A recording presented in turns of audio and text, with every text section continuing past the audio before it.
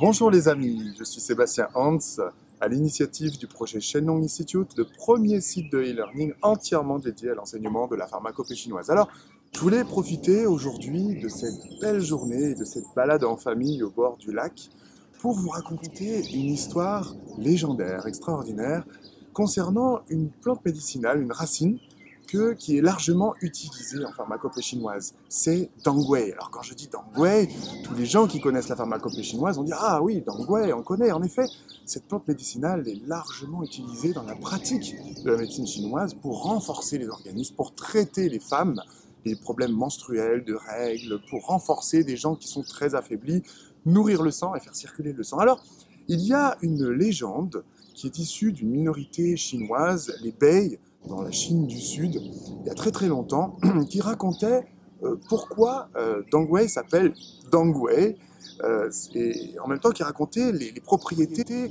vivifiantes de cette racine. Alors, c'est l'histoire de deux frères qui sont issus d'une famille pauvre. Un jour, leurs parents moururent et ces deux frères se retrouvèrent seuls. La paresse de l'aîné n'avait que d'égal la diligence du cadet.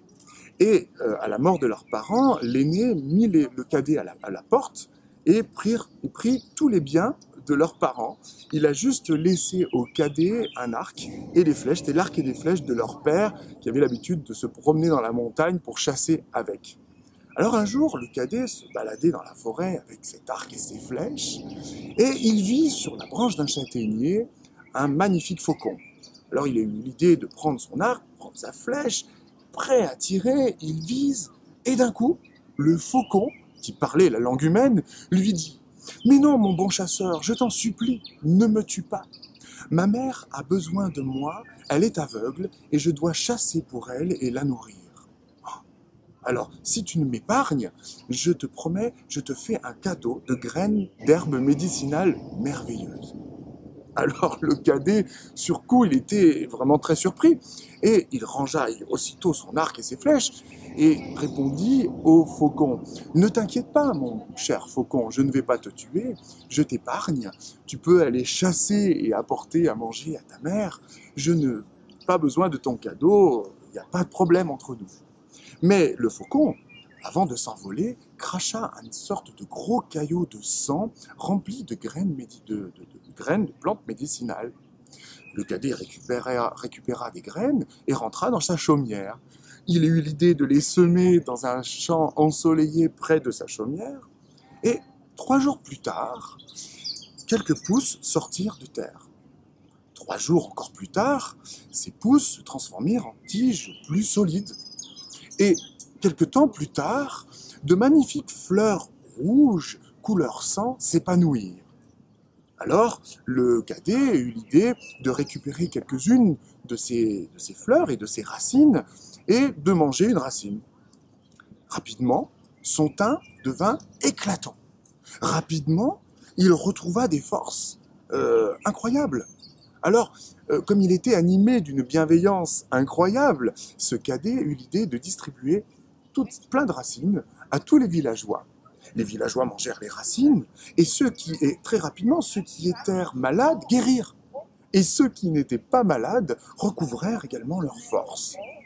Ce jour-là, il y a eu des petits oiseaux qui ont volé au-dessus de la chaumière de ce cadet, et ces oiseaux qui étaient de couleur d'un plumage rouge sang et avec un bec jaune d'or, crièrent sans cesse en volant au-dessus de cette chaumière « Dangwei, Dangwei, Dangwei, Dangwei !» Et depuis ce jour-là, les Chinois, les villageois et ce cadet, tous les Chinois prirent la décision d'appeler la racine d'angélique chinoise Dangwei.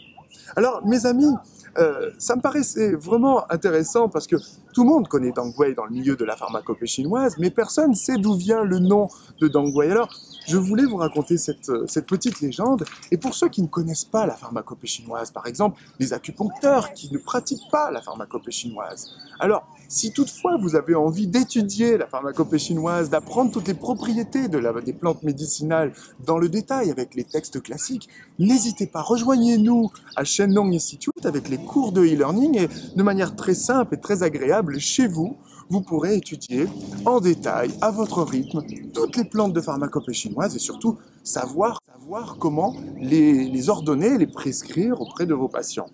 Voilà les amis, Shenlong Institute, c'est la technologie moderne au service de la tradition et je vous dis à très bientôt.